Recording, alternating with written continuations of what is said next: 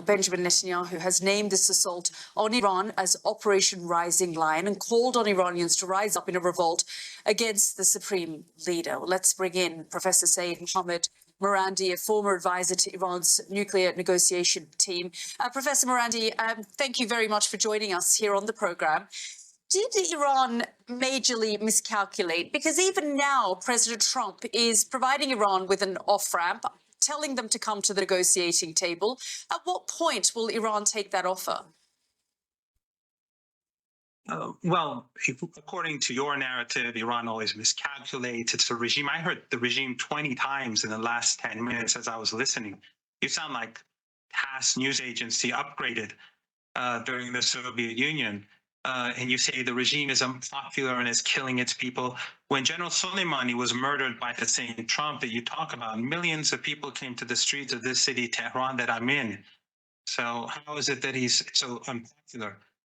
This propaganda that you're producing is only justifying aggression. What the Israeli regime did was aggression. What it did was unjustified aggression. And Netanyahu has been saying for over 30 years, some say up to 40 years, he's been saying that Iran's on the verge of creating a nuclear weapon. And thanks to people like you, he gets away with these lies. But people can go online and check how many times he said. Professor Marandi, if you could just focus on, I know your narrative and I know the line you take, and we've spoken a number of times, and I'm sure, but if you could just focus on answering the question, in terms of the nuclear talks, on day 60, as far as we know, Donald Trump had said Iran has 60 days. Israel attacked on the 61st day. Can we talk a little bit about the regime's competence levels, the intelligence and security, the competence of your intelligence and security agencies, the fact that Mossad was able to build drone sites in your country, the fact that the leadership was asleep in their beds when they were struck and that you ignored these warnings. Can we talk a little bit about the fact that the regime was taken completely by surprise and top leaders have now been decapitated and killed as a result of the Israeli attack? Saying regime, I think it helps you contain your contempt for independent countries. You after all, you work for Sky News. It's understandable. But the regime, how do you know that the Israeli regime had bases inside Iran? You're just repeating their propaganda. Of course, Israel for you is not a regime. Sorry, it's a state.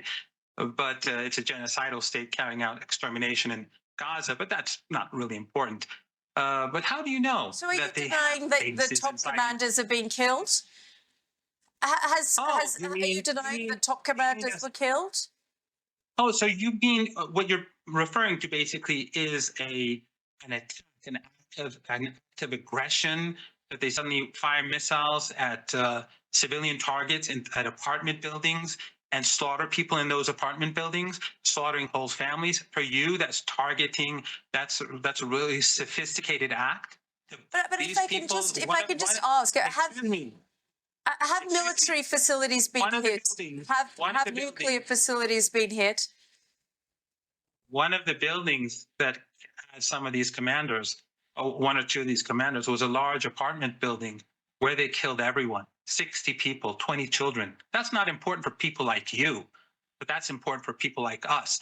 For you, people like you who support ethno-supremacism and the chosen people being able to slaughter and exterminate Palestinians. I'm just trying to get the perspective.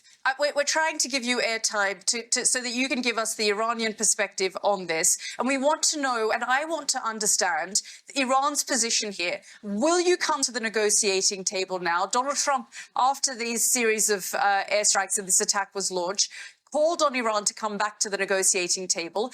As the spokesperson of the regime, or as someone who worked closely with the negotiating team, do you believe they will come to the negotiating table now? Well, your regime should know, and your news agency or your TV channel should know better. We were at the negotiating table. It was Trump that conspired with Netanyahu to attack Iran. This is how you twist the truth. You shouldn't invite me because you're easily exposed. He Iran was negotiating. Initially, Trump had one position, and so did Witkoff. And then they flipped and said no enrichment. And then they continued the negotiations. And the night before the attack, Trump said that we don't want war. And then after the attack, he said, we're all for it. And you're saying Iran? What, is Iran going to come back to the negotiating table? The audacity. Come on.